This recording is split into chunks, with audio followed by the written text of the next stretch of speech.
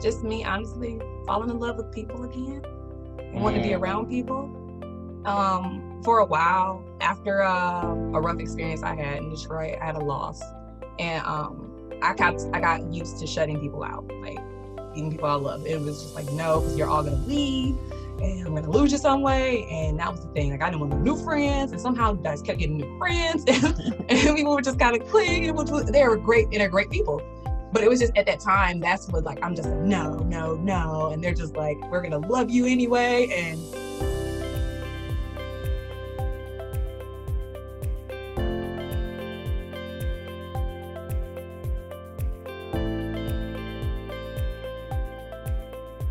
Hey, welcome to Travel Tuesdays Happy Hour, where we interview dope people doing dope things from around the world. And today we have the beautiful. Please tell us who you are. I am DJhaila, and I'm Detroit born, Atlanta living, and I am a mom. That matters. You're a mom? I mean, that matters. That matters because at the end of the day, mom's got to be really creative when it gets to traveling. So, so what do you do, Mom? What I do, well, during the day, I am a compliance specialist for a freight forwarder. Mm-hmm. And on the side, I work with my best friend and her husband, and we have a printing company, Legacy. Nice. Black-owned business. Yes. That's what I'm talking about. Hey, I might have to hit you up for some work. So listen, we're gonna make this work. We gotta get it for ourselves. Listen. I'm always looking to collaborate with other Black businesses. So if my merch end up coming from you, hey, I'm happy. I'm with that. So you said Detroit to Atlanta? Yeah. Yeah, I've been here a couple years. What moved you to Atlanta? Actually, like, we have a lot of family here, but we've always lived north, and just got older, and some things happened back in Detroit, and it was just kind of time for a change. And we thought moving here would be good, just to be closer to family for a bit. Oh, are you frozen? Did I lose you? Oh, no. I'm not sure if that's me or you. Yeah, it's you on my end. You're frozen in a contemplating stance. So you have family down there. Yeah. So interesting. Cool. So what got you into traveling in the first place? Do you remember your first trip? Oh, honestly, if I could remember what my first trip was, it would probably be a trip we were taking down here to come to Atlanta to visit family, or it was a reunion, or most likely a funeral, to be honest. Been in a lot of funerals, unfortunately. Yeah, we do gather on birthdays, funerals, and weddings. So right, so it's one of the other. But it was pretty much that. But the thing that I would say got me into travel would be my mom. Like, my mom is the drop everything and go. She just wants to be out. She's free as a bird about certain things, and that and her spirit with that, it inspired me as I get older. When I was younger, I did like traveling, but I was terrified of planes. So I was not taking a plane. I didn't take a plane, like, trip, like my first plane trip actually was when I was 30. Turned 30, I'm like, I'm going to Vegas. I just want to go somewhere, and I'm going to do that. I'm going to be a big girl and face my fears. And I did, but I still don't like flying. But I prefer to drive. Okay. I prefer a road trip, if anything. Gives you time to take in the sights. Gives you time to. Got it.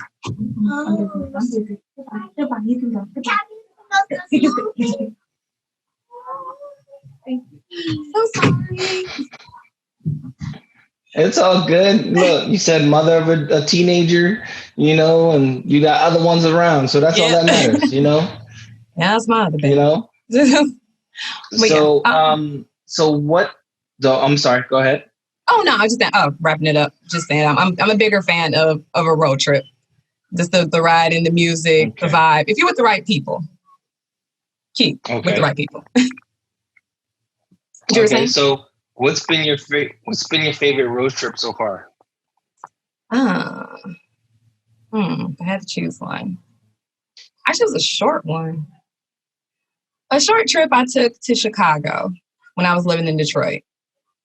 That was fun. It was interesting. I went with someone who was way more well-traveled than I was, which was perfect because he planned things and he did it according to not just his interests, my interest. Like he worked on all the logistics. It was by far the best trip I started out taking as far as an adult and road trip. It was cool. It was just a nice vibe. It was overall good. The right amount of time that we were there, everywhere we went. It wasn't just see the simple stuff. Or just kind of, I don't know. It was good. Honestly, I have no other words for it. It was nice. It was refreshing. I'm just used to always taking care of everything. So to have somebody else do that, besides the traveling portion of it being so amazing, it was just so nice to take in a new city and just the sights and the area. I'm just all about aesthetics. So visuals for me, just do it. But that's another thing I like about traveling. It's just different areas, different peoples, people. Did I say peoples? Yeah. Different people and different cultures. That's what I'm starting to lean more into. Okay. Yeah. I mean, first trip to Chicago. So I drove from Pittsburgh to Chicago, which was like 8 hours. And it was about like 5 of us in this little Civic. And when we got to Chicago, we stayed at a friend's house. And it was about like roughly 12 to 15 of us at our house. Yeah, it was.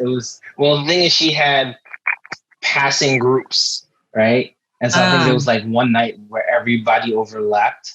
And so at that point, it was just like, all right, well, let's just bunk up. Let's figure out how to make this work, you know? And we went there. The first time I went was, I think, one of the last few years of Taste of Chicago. And so I actually got to experience Taste of Chicago. So that was kind of cool. Oh, I'm jealous. So yeah. You know, we all can't be great. You know what I mean? I'll accept that. So what has you traveling now? You mentioned the culture. Like, what about the cultures that keep you wanting to like learn more and experience more? Well, it's just, I feel like everybody has something to offer. Like you can just learn from everybody and everything, and just it's so interesting. It's just I never wanted to be closed off to anything, and I was raised in a religious household, and sometimes it would be limited. You know, certain visions, certain views. It was very limited, and I just kind of felt like it was more. It's more we could learn. It's more we could get, and just like the division of religion and race and gender and this and that. It's like, I feel like if there was just some more unification and more understanding, that would just weed out a lot of the miscommunication and the stereotypes and just all of that. And I think even on the level of me just personally meeting someone of a different culture and ethnicity and background and everything, getting to take something from them, but also getting to take something from them in their beautiful space and in their home.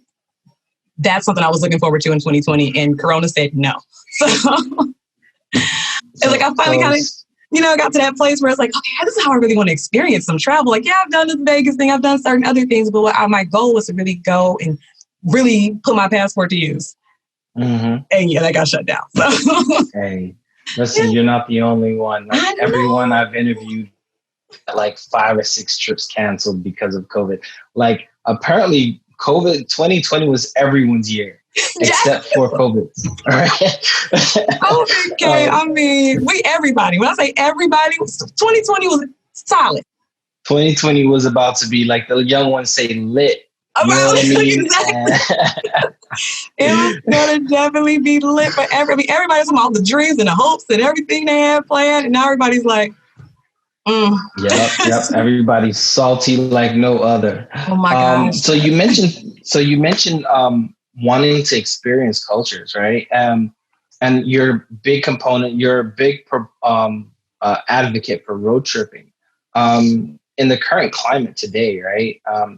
Have you ever felt this scared and unsafe during your travels? Yes. Especially being a Black woman. First being Black and just being a woman, it's just, it makes you nervous, but most times that I've traveled, I think most times I've traveled with my family, my mom and kids. If I was on a road trip, it was mostly with them. So in that case, I was a tomboy in my family. So I kind of take the guy, I'm a little more about protecting them.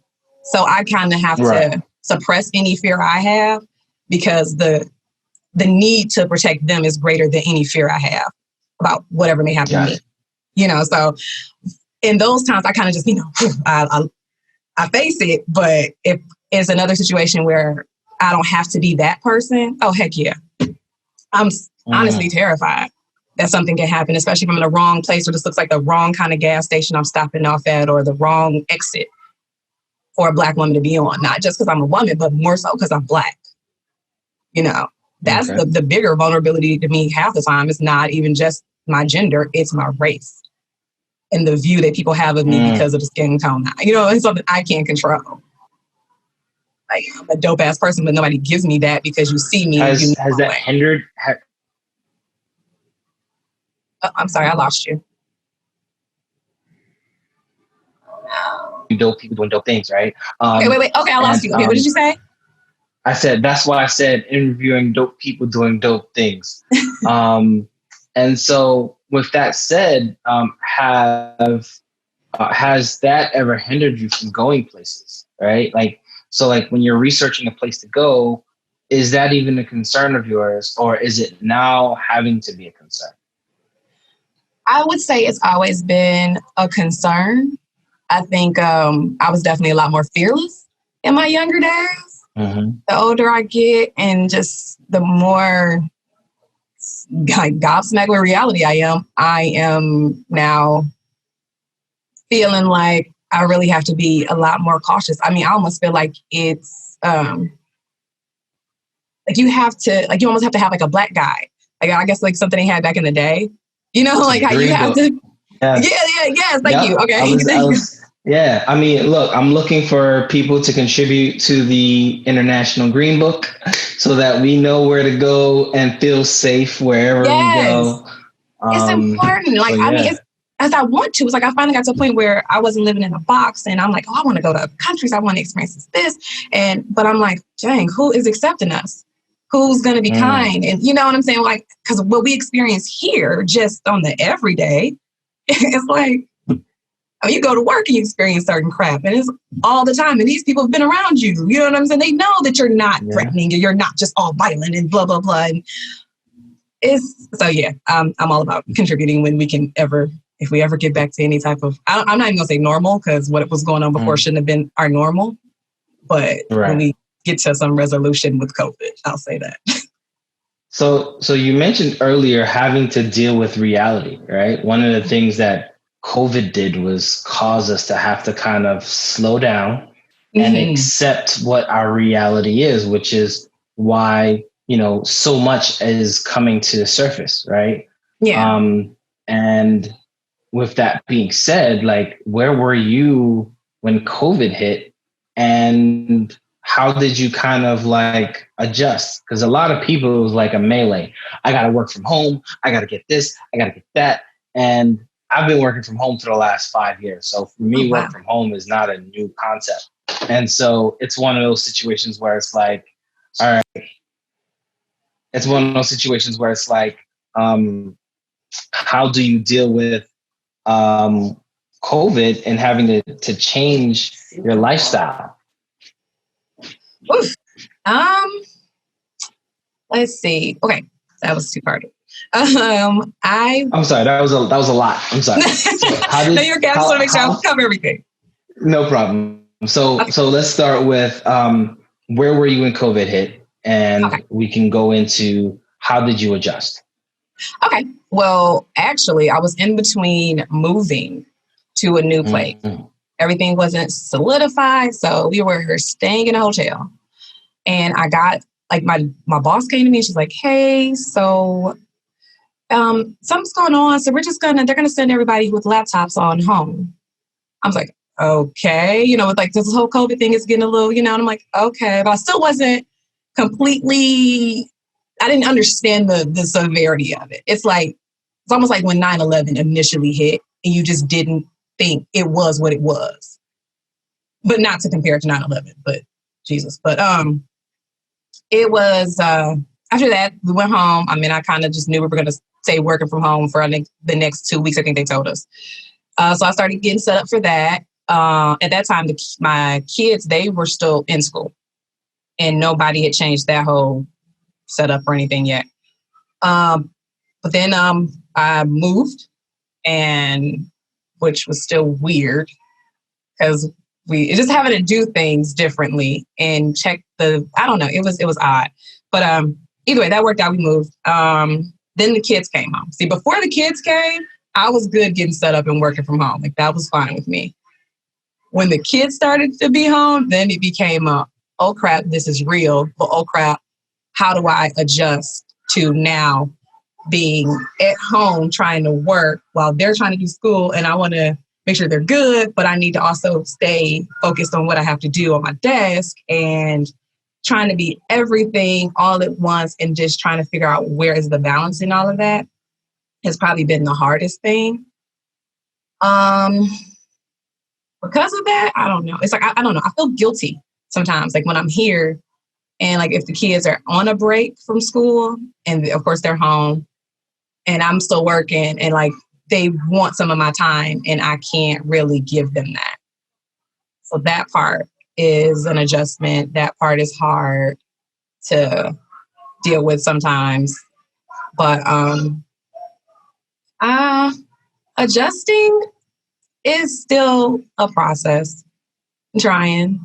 But I think the biggest thing COVID did for me though was like you were talking about, the allowing us to really slow down. It's allowed me to just really get to the root of me. And I've had to honestly face some traumas, forgive myself for some things, process so much, acceptance of myself. A whole lot of self-love has come out of this pandemic for me, which sucks that it had to be a pandemic to make it happen, but I'm grateful nonetheless. So yeah, I mean, for a lot of people, this pandemic has been a tragic form of therapy, right? Yeah. Oh, that's like the best way to put it. And it's one of those things where it's like, I know this show, the first season of this show was created out of not being able to get out the house or travel or go. Like, my last trip was canceled and I was just fed up. So I was like, you know what? I need to get on and talk and do something or meet some people. Because the dopest part, like you said, the dopest part about traveling is meeting new people, learning new cultures. Yes. And when that's taken away from you, it becomes, I think a lot of people were distraught, and some people even depressed, right? I agree. For me, when I travel, whether it be domestically or international, is to recharge my batteries. You care for your kids. I care for my elderly father. Sometimes we want to get out of this space that creates a lot of stress for us. Yeah. And being able to get out that space is very important for us. So when you don't get that chance to get that release, it becomes this, everything is magnified 10 times, your kids probably annoyed you a little bit. My dad probably annoyed me a little bit. Now they annoy you a lot, right. And, but to get back to like COVID allowed us to sit down and pay attention to what's going on around us. Oh my gosh. Yes. Right. We're in a interesting place of civil unrest. It's an election year, so people are a lot more focused, right? Yeah. And it's made some people sad, but I think other people like myself, and I believe you mentioned earlier, finding this time to kind of find ourselves, and find ways, and at least for me, finding a creative avenue to use this time that we have, right? Yeah. And use it in a positive way. Like for me, I love talking to people. I love making sure that I hear your stories, because if I can't travel, I might as well just imagine your stories. And, from your stories, it's just like, oh man, I was just there. You know what I mean? So, so how are you adjusting to the new norm? You know, with everything slowly opening up. I know Atlanta was open, close, open, close, open, close, open, Yeah, close. hot mess. Do I keep going? Right. I think you might need to. And so, you know, with Atlanta opening and closing as frequent as it was and becoming a hotbed at one point, how are you adjusting? You know, especially with little ones, are you sending them to school or it's still an extension of homeschool? Uh, for now, it's still pretty much an extension of homeschool. We've still been pretty quarantine-ish. Mm. You know, we've expanded our bubble some, but still try to keep it limited to those who have kept their bubbles pretty limited. Mm-hmm. Just because it's like I know people who have passed from it, and it's it's just scary to think of, and how scary it is that you're going to be possibly alone while this is happening. And I'm too paranoid to go into a hospital and have nobody advocate for me. Right. But I can't advocate for me. And that's like by far the scariest part. Like, and that has me on edge when it comes to my kids, like thinking about them. And the idea of that is by far, it terrifies me. So we try to be very cautious. I mean, there's nothing to put a mask on. Indoors, people. I don't know what that beef is. Like, how do you make a mask and race political? Everything is political. I can't. But cool. I mean, but the thing is that, like I said earlier, this is what this time has created, right? True. True. There's no other avenues for people to kind of argue the case, but it being political. I mean, it happened on an election year, right? Like the craziest aspect of it. And, you know, we're having to make the necessary adjustments. And I mean, once again, even Biden stated, you know, had it not been for the mismanagement of COVID here, he might not have jumped into the race, you know? And so it's one of those things where, you know, I'm blessed and sad at the same time. But, you know, learning more about what's going on and how we move forward. And like I said, it's important. We all get out and vote, make sure that we do our due diligence on every candidate on the ballot, not just the president. Yeah. And you know, we just make sure that, you know, the few rights that we do get as Black citizens, we take advantage of it. You know what I mean? I'm with that because honestly, I will not hold you up. I was not for voting. I did when I got 18, and I did it for maybe a few years, and I was just like, yeah, I was excited to do it. Then I started seeing how politicians and crooked things were, and I just felt away. And I did stop for a long time. And with everything going on, and with, like you said, this allowing us to have that time to really see more clearly how things have been going and how we've been continuously still placed in the box we thought we got out of a long time ago, it's made me want to be more involved in how I go, like how I just, for myself as a citizen, I want to be more involved for me. I want to be more involved in understanding what's going on and not just accept that, okay, well, stuff sucks and it's not going to get better and da da da. If I vote, it's not going to, okay, even if it doesn't. People literally died for me to have a right, for people like me to have this right. So if for no other reason, I had to really resolve myself and get right with my ancestors and show them appreciation by voting, if nothing else. Embracing my Black more and just, I don't know, I think I got like a feeling a sleeper cell of just existing for so long too. And well, COVID woke me up. Once again, I mean, it's one of those things where we've been distracted for so long. Right? Yeah. The veil of distraction has been removed. We can see clearly now, right? Yeah. And you are in a particular demographic that it's more important now than ever, right? You're a woman, you're a mother, you're Black, right? And setting the tone for your children to show them that, look, this is the power that we yield. The little power that we do have, this is the power that we yield. And being able to say, I went out and voted. You gotta love living. just showing them that the little power that we do have, we should execute it.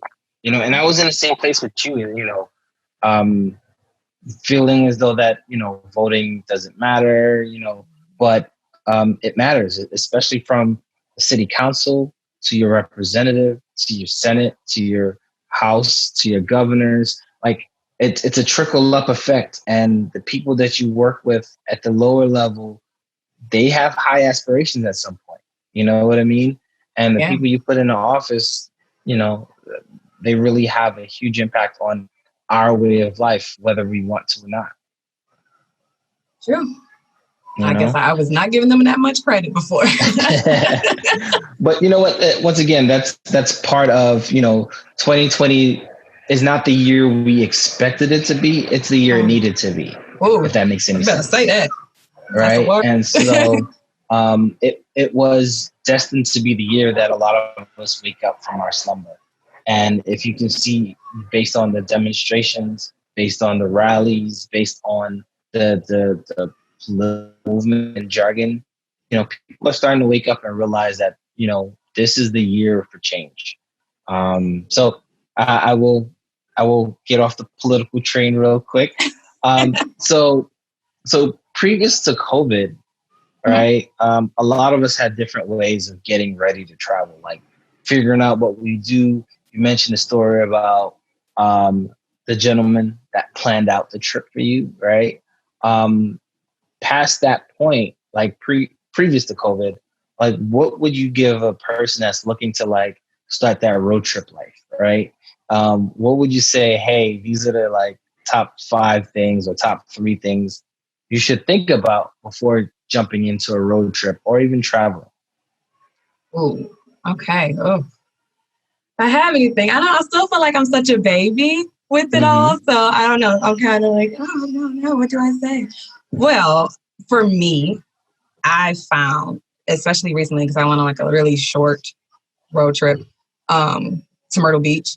And the person I went with, I kind of realized that we just didn't discuss as much as I felt like we should have, because clearly I'm thinking you're handling certain things and you're not really handling certain things. As far as just the travel and just making sure certain things are on lock and it is good. And that you check the reviews on the place that we're staying. It's not a crap hole. So, I mean, Myrtle Beach is so you got to realize some of these beach cities aren't like all luxurious, right? True. And I could deal with that if I knew that's happening. Okay. You know what I'm saying? If I know how to prepare, it's cool. Hey, whatever. To me, it's always about the experience. I can stay in a crap place, whatever. It is what it is. It's just also if the person is not the type that go with the flow. Too. Like if if I'm like, okay, whatever, the room is crap, but whatever, we're away from home. I don't have any responsibilities right now, so let's just enjoy this. Go.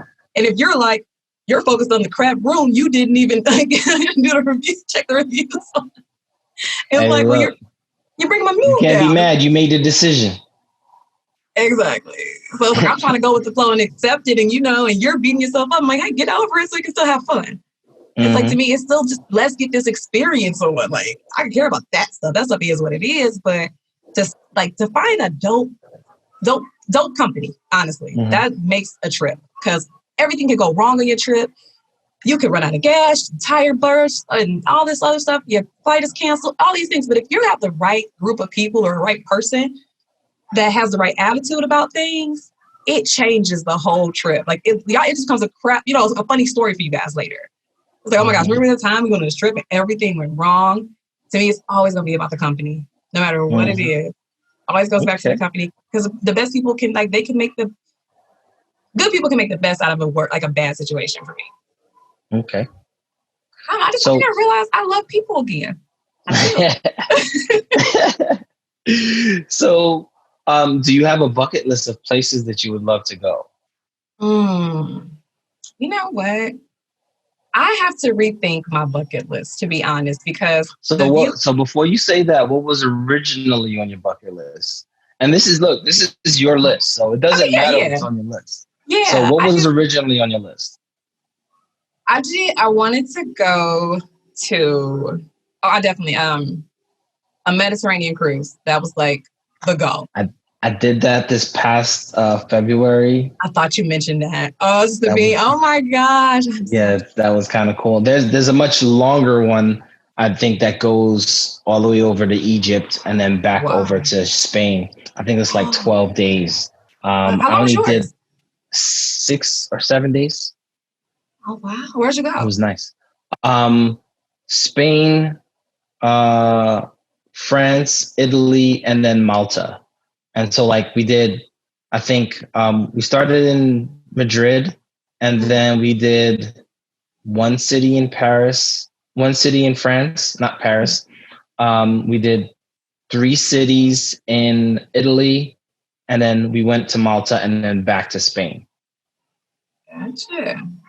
So yeah, so it was pretty cool. Like you got a nice, I mean, food, like you like, I mean, when I travel, I'm it's as if I'm the only person experiencing it. So like I have camera in hand, and then I'm just looking around, and I beeline to the food district so I can find food and eat. So I travel for food. That's all me all day. That's what keeps you going. Okay. So Mediterranean cruise. What else? Let's see. I always wanted to go to Greece, but for no other reason, but their water is just gorgeous. It's a beautiful place.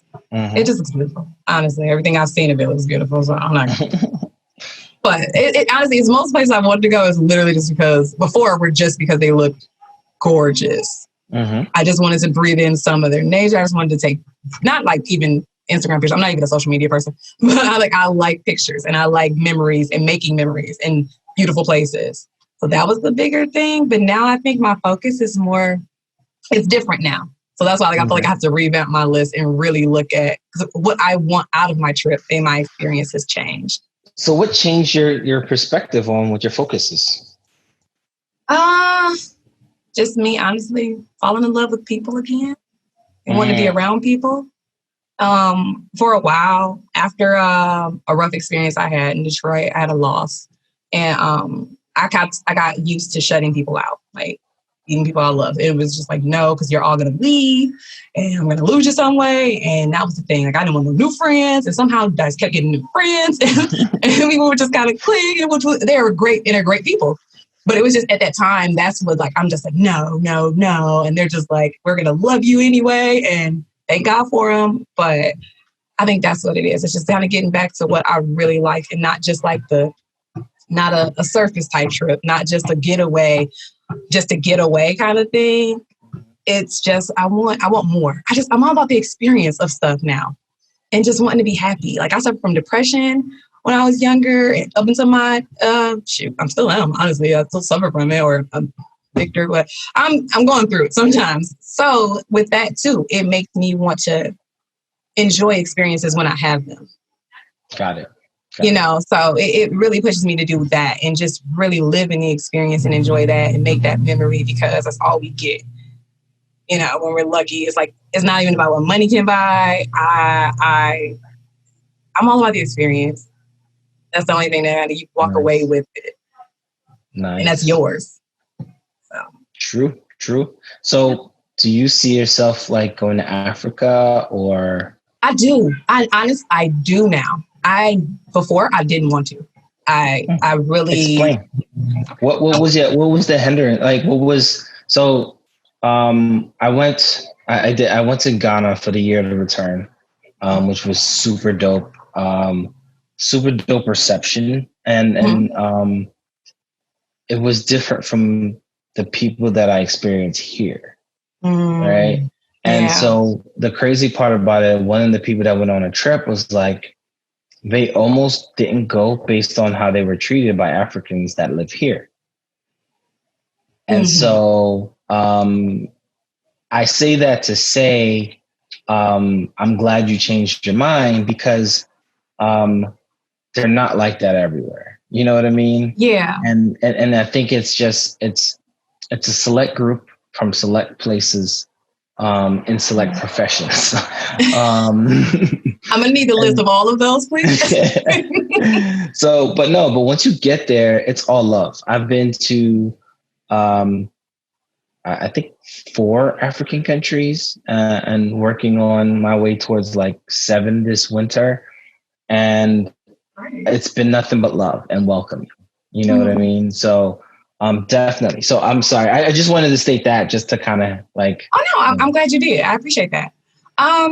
For me, I guess growing up and just having that idea that Africans didn't like us, and then like when I would go to the braid shop, it was kind of like they were cold, or it's just different things and different interactions that kind of made you feel a way that it kind of helped solidify this idea that Africans didn't like Black Americans. So it kind of just made me feel like, well, I don't want to go there, and they got rid of us. Just all of that. Right. And honestly, it's just I got older and just okay, well, I will watch certain shows and I would see versions of Africa that you didn't get to see for real when I was growing up too. So you got to see people in this, you got to see them be warm. And I'm grateful for reality shows on that level because I do get to see other cultures in a different way. I'm not to say it's all real at all, but it just, even the ones around the people, not even the main people, it's just the area. It just, like you were talking about, the way you talk about the reception and everything, it seems like that's the vibe. Not just all the negative and all the things we've been shown or told, because that keeps up the division. Yeah. And so the other thing that I wanted to, so I host another podcast around mental health. And the last episode that we actually aired was your cultural identity. And the fact that me and the non-Black, just Black American people felt a lot of prejudice against coming from Black Americans, right? So like, and that's the other question I was going to ask. Like, so growing up in Detroit, you mentioned, hair braiders now, and I think that's more of a more recent type of thing than it was back in the day, right? Yeah, fairly. And and so I guess my question to you is like, back in the day, like, did you not run into West Indians, Africans? You know what? I didn't Jamaicans? even know the difference like that. Like I didn't know enough to ask the questions when I did meet those people because I was way younger. And I wish I had though. Like I wish I had did again because I'm naturally curious and want to get to know people's backstory just because I think people are interesting. But honestly, it's only people I look back on now. I'm like, I wonder about them now. I wish I could ask them those questions and, dig into their background and their history because I would honestly get more backlash. Honestly, most of the stuff and the issues I had were from Black Americans. I'm not going to hold you up. Okay. Like, I was always told you're cute for a dark-skinned girl. And, certain little things. Yeah, so that's the other thing that came up as well was that, colorism was a big thing in the community, right? And we're all over the place, but this is, oh man, my internet connection is. Oh, wait, you were coming back. Was you again? Yep, I'm here. Okay.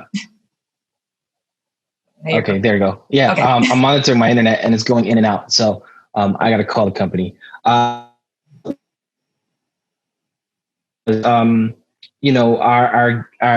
Black Americans on the show, they were feeling the same issues as you were going through, right? Oh, you're cute girl, or oh, you're smart for a light skinned girl, or and that's from within their own community, right? And then on top of that, depending on where you were, and I think the mid. Oh, I lost you.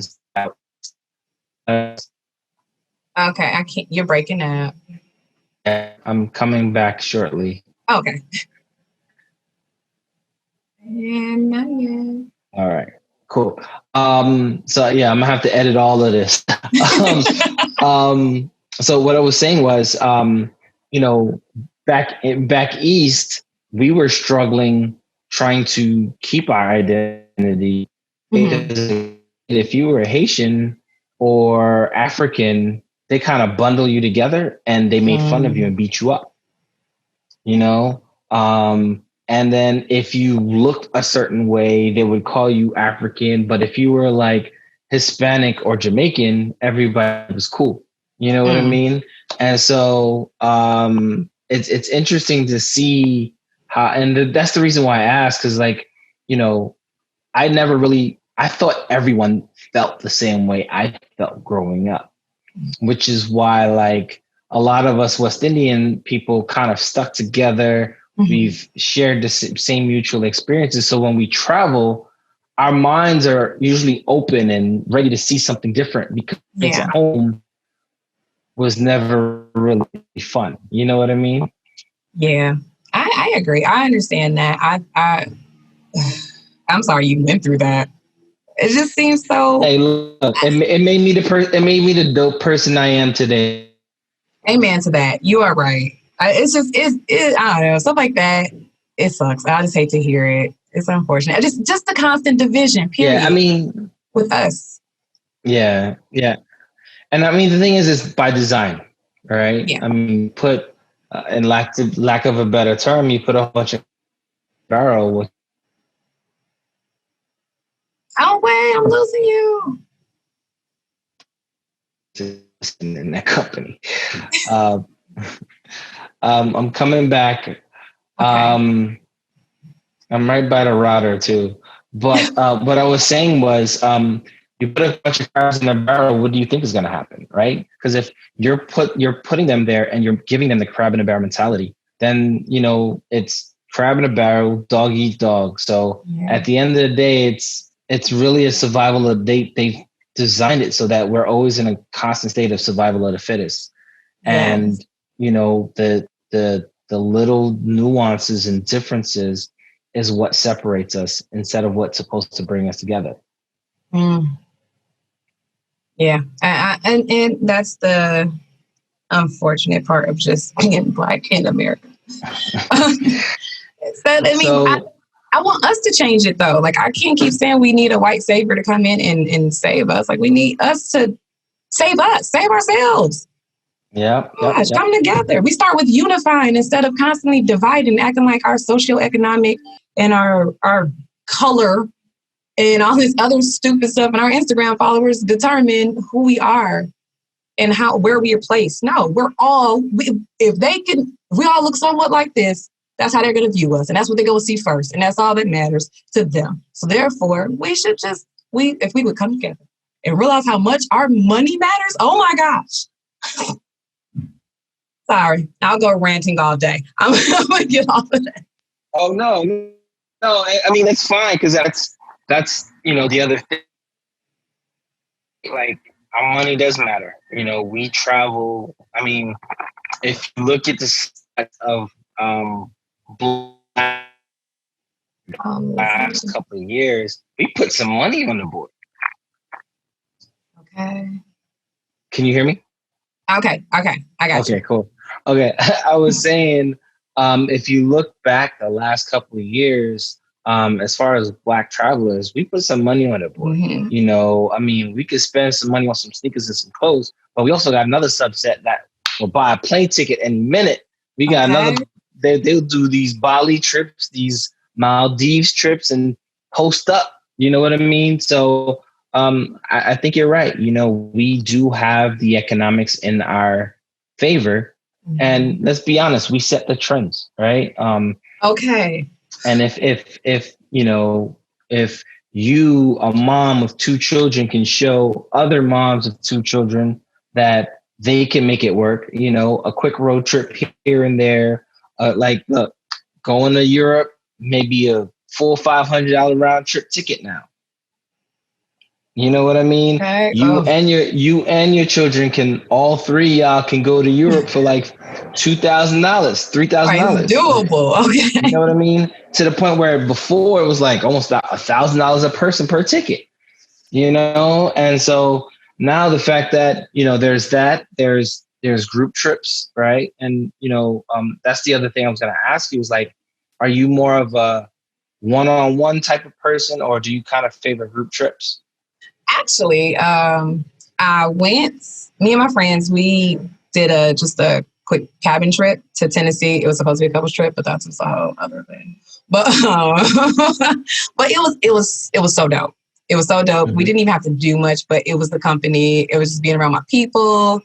Because some I went to middle school with or known as far back as middle school, others high school. So it was just good to get with everybody because they all still live in Michigan.